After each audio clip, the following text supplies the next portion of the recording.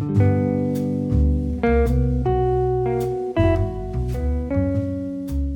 back in Hollywood Studios, that is, here at Walt Disney World. Today I'm gonna bring you along for lunch at somewhere that I have been wanting to eat for so long, and they have a very specific, very famous menu item and a cool backstory, which I'm gonna tell you all about, show you the food and the dining experience. But I think actually it's time, let's check our magic band. Yep, it's 1/2 magic band o'clock, so let's head over. The Hollywood Brown Derby here in Hollywood Studios at Walt Disney World.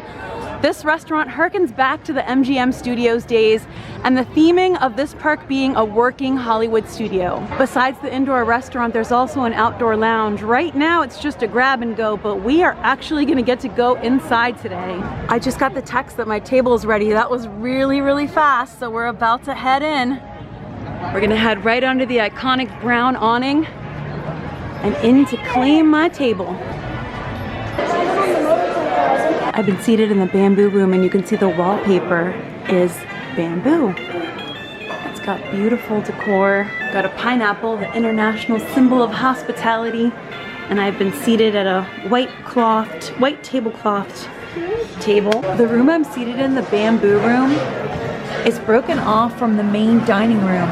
And there's a sign here that says the original bamboo room, the Hollywood Brown Derby's first cocktail lounge, opened on February 6, 1936. From palm trees and bamboo chairs to exotic zebra prints and a faux sand floor, the bamboo room possessed a distinct tropical theme. This South Seas influence was popular in Hollywood restaurants and nightclubs throughout the 1920s and 30s. I don't know that I would have noticed that this was a faux sand carpet. It looks more like woven bamboo, but good to know. So I've got the menu. I'm gonna decide what I want, and if you want to see the menu, you should be able to hold your phone camera right up to there and take a look. I've been served water right away, ice cold, with a little plate of lemon slices. I like that they give you the option. You can use the lemon slices or not. And that also means that I can remove my mask so that I can drink my water. By the way, I do have the pass holder ears. My friend Nate got them for me for my birthday. I was looking everywhere for them and I couldn't find them, and he did, so thank you so much. And Nate, you're our true pal. In the middle, they have the little pass holder logo. Like, what? They're so cute. I ordered an appetizer and their famous Cobb salad, and I've been served some warm bread, some butter with Hawaiian sea salt on top. Feel the warmth of the bread. Ooh, nice little baguette rolls. Ooh, this is like flaky and warm. For my appetizer, I have chosen the ahi tuna carpaccio. This is wakame, mango, avocado, chili oil, and soy glaze with seared salmon. It actually looks very much like dishes that were popular in the 1950s, like just a vintage kind of looking dish. I'm actually not really sure if it is, but I'll look it up. I just looked and it was invented in 1950, so yeah. Is like a 50s kind of dish. But the Hollywood Brown Derby itself has 1920s and 30s theming, which I'll be talking about throughout the meal. But let's see how this tastes. I don't know if it's just that I'm so used to eating sushi, but I feel like I should be eating this with chopsticks. It's very, very thin. So look at this, it's like almost translucent, transparent thin. It's got a little dollop of wasabi on here. I'm not even sure how to eat this. Really, I guess I'm just gonna get one at a time, maybe? It kind of reminds me of like a tuna tataki type of a dish. It's really good, just without the like crackers. I love the greens on top and the little finely chopped things. There's a little bit of heat in there with the wasabi and the chili oil, but it's very, very mild, very nice and very light dish. And what I've ordered to dine, of course, is their famous Cobb salad. This is finely chopped greens, spit roasted turkey, bacon, egg, tomatoes, crumbled blue cheese, avocado, chives, Cobb dressing. You can also add chicken, shrimp, or lobster for additional charges. This is a main dish, and I know you may be thinking, but it's just a salad, but it's a really large salad. Here's some perspective, some size perspective. It's very large, very hearty, full of delicious things, and it's very, very well known and loved, so we're gonna find out if that's for a reason. Let's get this mixed, I guess, right? Let's mix it up. You want to get it all mixed up. I like that it came not mixed. I was reading different reports about sometimes it comes mixed, sometimes it doesn't, but that basically you do want to mix it. get it all together in there. Oh, that does look really good. Really fresh. The dressing smells really good. All right, let's take my first bite of the famous Cobb salad. You want to try to get everything in the bite. There's like rich, creamy bacon in there. A lot of really nice blue cheese. The avocado is like perfect, which is great. If you've ever Googled who invented the Cobb salad, which I know I have many times, the answer will be Robert Howard Cobb. And it dates back to the Brown Derby in Hollywood in 1937. It said that he threw a bunch of leftover ingredients together late at night to make a dish, and the Cobb salad was born and extremely popular because these ingredients go really well together. Now, whether Cobb himself or his chef came up with the actual ingredients and recipe is still up for debate, but it was named after Cobb. This is a salad that you could definitely have for lunch and still feel light and good, but also feel satiated and not hungry after eating it, especially with the bread, and especially if you get an appetizer, of course. But I don't think the appetizer was needed. I just wanted to try more menu items. One thing I really like about this salad is how finely chopped everything is. So it's not like you're getting these huge chunks of lettuce that are like, you know, what are you gonna do with them? Everything is like a nice little biteful. It's all perfect. The sauce is really good. It's just got enough tang, just enough creaminess. It's very balanced, very yummy.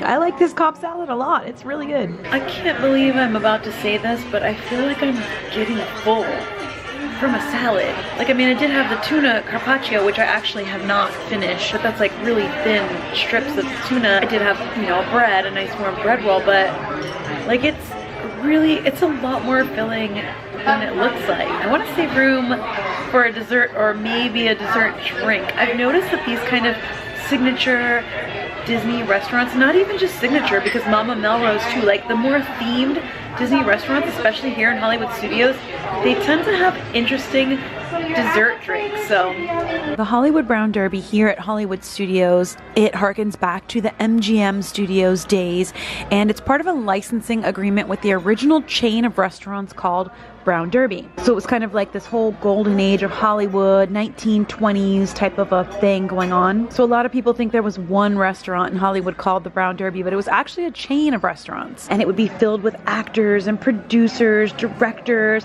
Hollywood stars, and it was really, really famous. It was kind of like the place to go see and be seen. According to Disney themselves, when first established near the famous intersection of Hollywood and Vine, the Brown Derby quickly gained a loyal following from the movie and entertainment industries. Many celebrities found themselves honored on the Derby's Wall of Fame, a collection of characters that began in 1929. The original artist, known for years only by his signature Vitch, and the other artists who followed, cover the walls with sketches of Charlie Chaplin, Bette Davis, John Wayne, and hundreds more. So I was just talking to a coordinator here, and the characters in the black frames are replicas from the original restaurant, but the ones in the gold frames apparently come from the actual original Brown Derby, and they were brought over, which is incredible. If I wanted to go full on golden age of Hollywood, I'd get a martini flight, but I cannot drink martinis and I would feel so wasteful. But that's actually not bad, $17 for a flight of these. I'm sure they're small sizes, but they sound really interesting.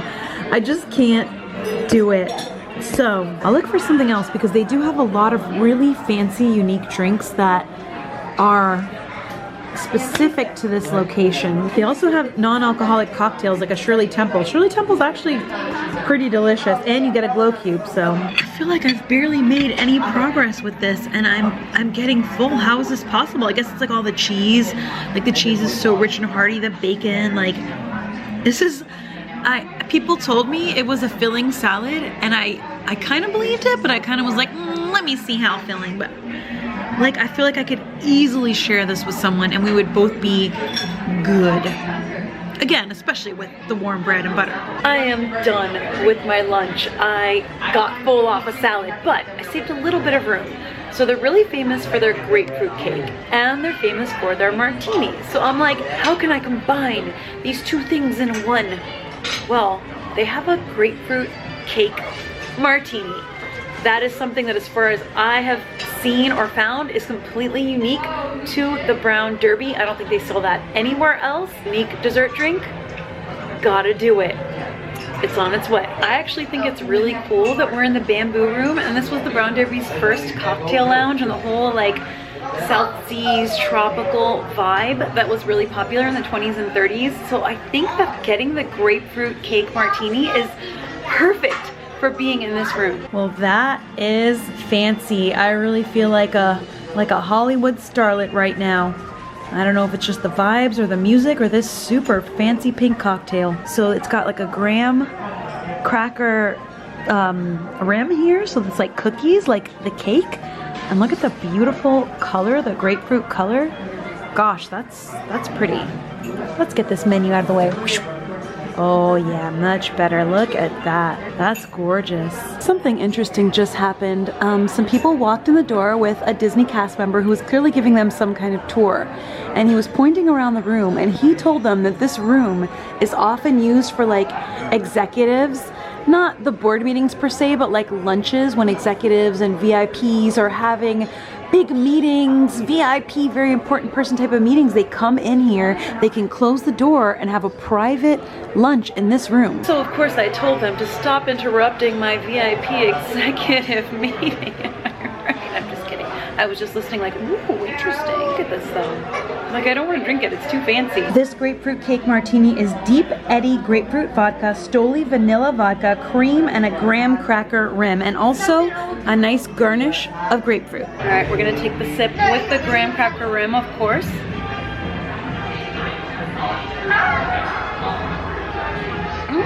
So there's a little bit of tartness in there with grapefruit. I don't actually love grapefruit, but this is really good because the cream balances out and the vanilla balances it out. So it's actually, there's more of a taste of like cream and vanilla and like a hint of grapefruit, even though it's all pink, so it's like grapefruit color.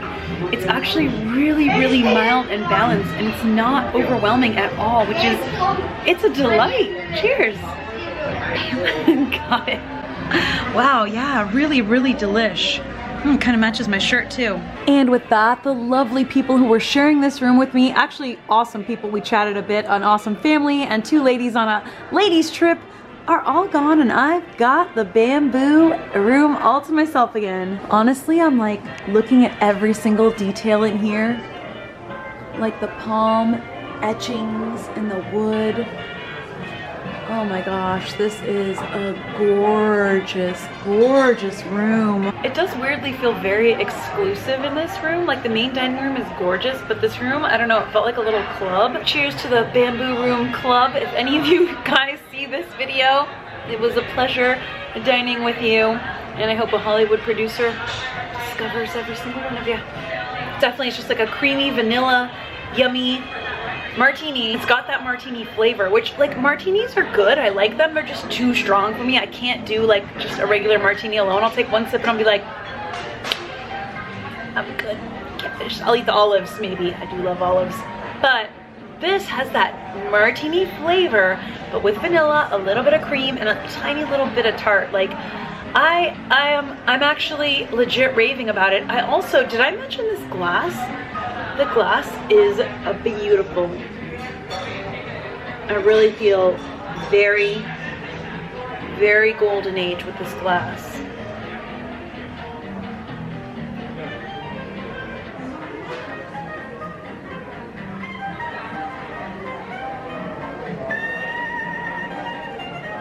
I also really like these windows where I can watch the park outside. If there's a cavalcade out there, you can see it from in here.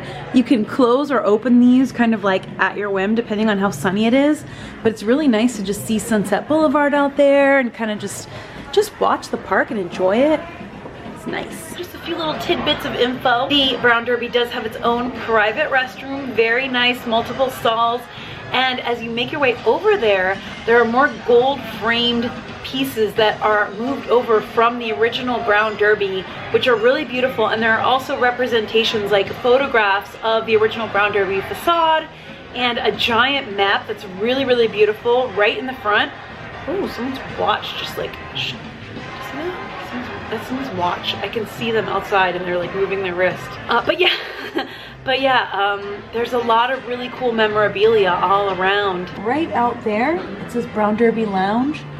I think you used to be able to sit here. There used to be seats, or actually there still are seats like over there, outdoor seats, but right now it's a socially distant thing, but there's also a full bar though, and you can get all the drinks out there too. There's also outdoor seating out here. You can see like people are seated out here. I've sat out here many times with popcorn, pretzel, just like water even, just anything to just relax and chill, so you can sit out there at your leisure. Another little pro tip I just learned, they do accept pass holder discounts, so make sure to ask. I've got to say the Brown Derby is an experience. Whenever I do a dining video, I pretty much add this disclaimer in that I am not an expert on food and drinks, I am not a food reviewer or anything like that. My focus is more on the full dining experience, what it is like to dine somewhere. Of course, I'm gonna tell you what the food tastes like in my opinion, but of course taste is subjective. It's an opinion. Whenever someone says something is good or bad, that is their opinion. Treating opinion as fact is not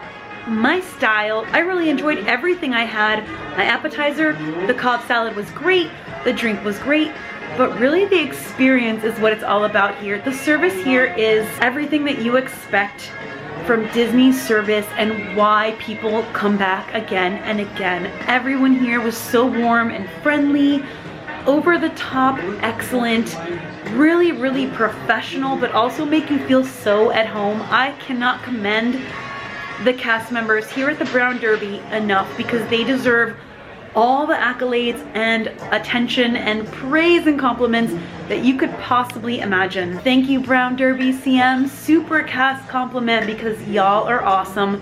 You really made the experience for me. Also, I heard a little something that they may be adding plexiglass in here soon. Today's Friday, March 5th. They tend to not use this room all the time, this bamboo room. I actually lucked out. This is actually like a really lucky happenstance to be in here, because this room is kind of exclusive, but during very crowded times like Easter and the holidays and like Fridays and any time where they're more crowded, they open this up to allow a few people to eat in here at a time, not a lot. So they will be opening this room up more over like spring break and Easter in the coming week throughout March. It gets very crowded here at Walt Disney World throughout March because of all the spring breaks, the Easter break. There's just a lot of like breaks, like a lot of vacations during March. So yeah, Disney World does get really, really crowded. So they'll be opening up this room more, and in order to fit more guests, that may be a thing. So there may be more opportunities to eat here during those times. You just want to keep checking. So yeah, it may allow more people to have a chance to dine here, because right now they just cannot fill the restaurant to full capacity. And I don't think that they will still be filling it to full capacity, but they will be able to sit more diners by adding plexiglass between the booths. I'm really glad I got to experience this before they did that. I understand why they are doing it in rides, attractions, restaurants, so that they can increase capacity and make it so that more guests can experience these wonderful things. I really like these carpets. So here is a booth that is unavailable. You can see some of the tables, like every other table, is for your health and safety. Table is not available, it's closed off. You can't sit there, and then every other table is open. I like to look at these and see who we recognize. There's a lot of beautiful touches and details. Kind of hard to get close, but apparently that is Lucille Ball. So wow, that's really cool. Ronald Reagan. Oh, cool. Next to him, that's Shirley Temple. Oh yeah, you can see her trademark dimples. Yep, and then she's also above Ronald Reagan, so she obviously was twice. Oh, cool. Jimmy Dodd, who is one of the original Mouseketeers. That's our hidden Mickey. Oh my gosh, that's so cool. And then a lot of people think that this is Judy Garland, but it's not. That's Margaret O'Donnell. Oh yeah. Oh my gosh, it does look like Judy Garland. Yeah, it really does with the braids, yeah. Each day the signature page in this book is switched out. So theoretically, if you're here, you could pop in really quickly just to take a look at this book and see which page is up. And it's celebrities that have actually dined here at the Hollywood Brown Derby at Hollywood Studios, or back when it was MGM Studios. This map here of Hollywood Boulevard, the style center of the world, shows the 2 Brown Derby locations. The Hollywood Brown Derby, the most glamorous of 4 Brown Derby restaurants, became the favorite gathering place of the movies industry's brightest stars soon after it opened on Valentine's Day 1929. This is clearly the facade that this restaurant is modeled after. But the original Brown Derby, and I think I'm getting this right, let me know, is this one that actually is shaped like a bowler hat. The sign here says the first Brown Derby, a unique diner on Wilshire Boulevard, opened in 1926. This popular cafe became a famous landmark recognized around the world. I almost missed this bowler hat lamp. Okay, that's really cool. This sign here that says restrooms and telephones is literal because they still have payphones here. Actual payphones. Do they work? Oh my gosh, let's find out. I hear a dial tone. I don't know what to press. I don't know what to do. It's a courtesy guest phone, so you can call it emergency, operator, telephone repair, WDW reservations. I mean, cool. Listen, can you hear it? Hold on.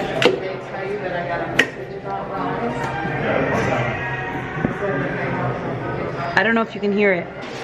Good to know though, you can make some amount of calls on there. There's no coin slot to make regular calls, but I do remember the days of payphones and they're here. Here's a fun one. This is Walt Disney Imagineer Herbert Ryman, caricatures Georgie Jessel at the Hollywood Brown Derby in 1938. So this is like a caricature being drawn at the Brown Derby in the Brown Derby. I love these candelabras too, wow.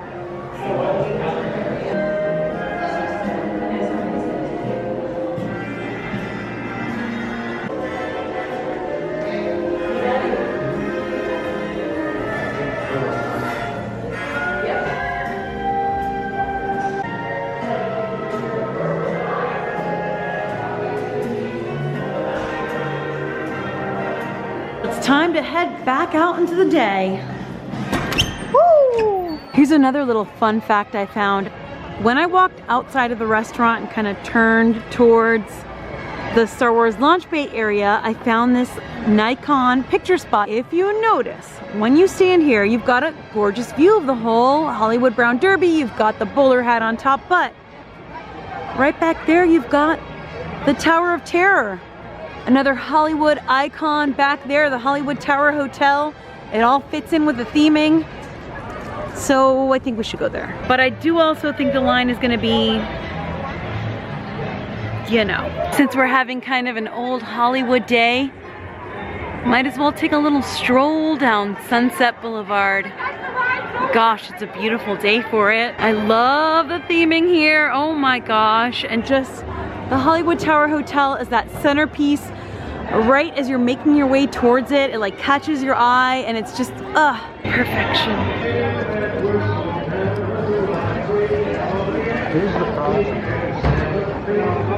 Pinocchio was always a favorite of mine. Fantasia too.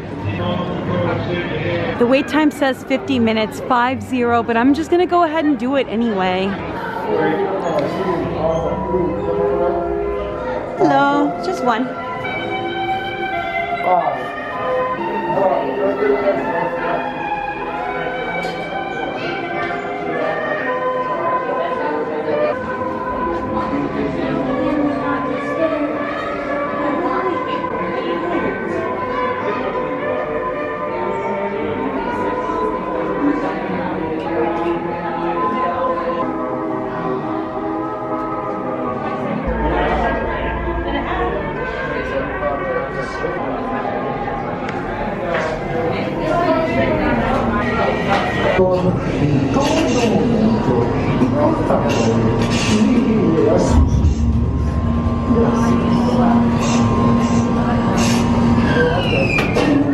Thank you.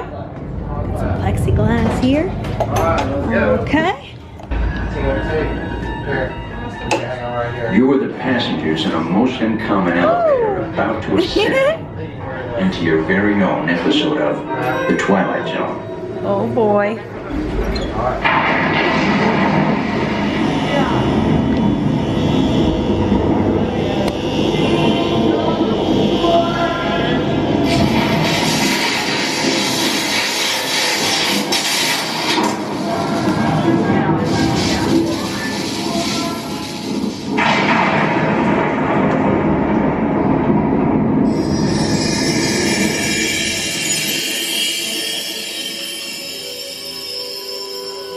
That door is opening once again, and this time, it's opening for you.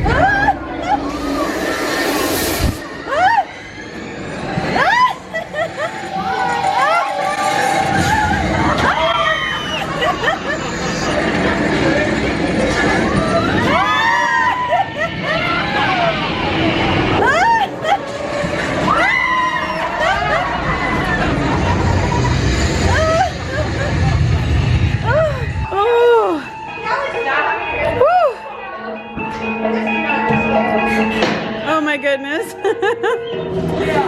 Oh boy. That's the stuff. The next time you check into a deserted hotel on the dark side of Hollywood, make sure you know just what kind of vacancy you're filling, or you may find yourself a permanent resident of the Twilight Zone.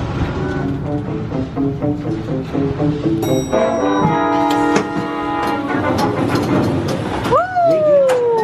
That was awesome. Thank you. Okay. The last few times I tried this, it did not show up on my band, so I'm hoping it works this time. I'm just gonna do it again just in case. Maybe if I ring the bell too. Nope, bell doesn't ring. There I am having a wonderful time.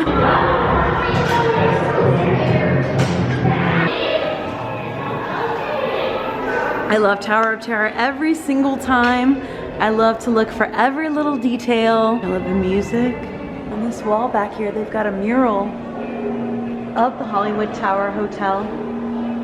That's really easy to miss when you're walking out of the ride. If you're walking too quickly, you can easily miss it right in front of this old time radio.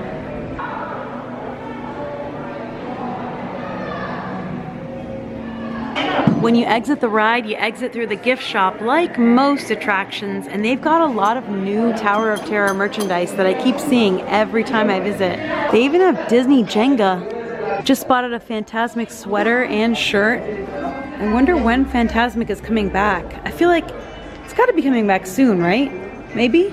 Maybe. A lovely stay at the Hollywood Tower Hotel as always. And that's a wrap on today. That's a wrap. Get in Hollywood. I had a wonderful day at Hollywood Studios today, having lunch at the Hollywood Brown Derby, finally, for the first time ever. I have been trying to get a reservation on the same day that I could get a park pass there for quite a while actually. Like, some of my friends know I've been talking about this for a while and I finally did it. So it's tricky because some people may say, oh, it's easy, I get one, no problem. Maybe it's luck of the draw, I don't know, but I've been trying for weeks, and to get an actual park pass reservation on the same day that I am available to come here and a dining reservation at Brown Derby has been a doggone thing, but we made the thing happen. The experience is great. I do recommend it. It's lovely.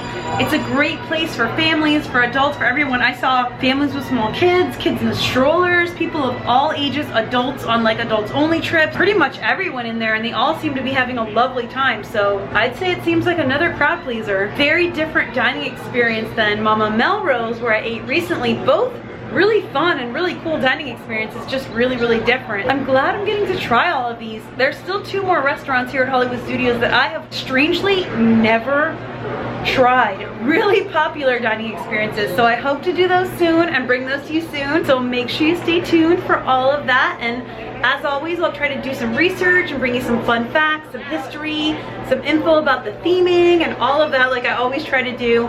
I try to bring you like a dining experience and bring you along, you know, make you feel like you're there with me, having a nice time, enjoying these places as if you are there virtually and get to experience them. So whether you're planning to come here or whether like you've been here and you miss it and you want to experience it again, or even if you never plan to come here and you just want to have fun and hang out and be entertained, hopefully this brings that to you. I thank you for being here with me. I appreciate all of you who watch, comment, thumbs up the videos, let me know your feedback. I love it so much. Have you eaten at the Brown Derby? I'm curious. It seems to be really, really popular. Like, I think I've been missing out, but no more. But have you? Like, is that something you're interested in? Let me know in the comments. I'm gonna go ahead and head home tonight. I am sending you all a lot of love. I thank you again so much for joining me. I'll see you for the next video, and until then, as always, stay enthused. Bye.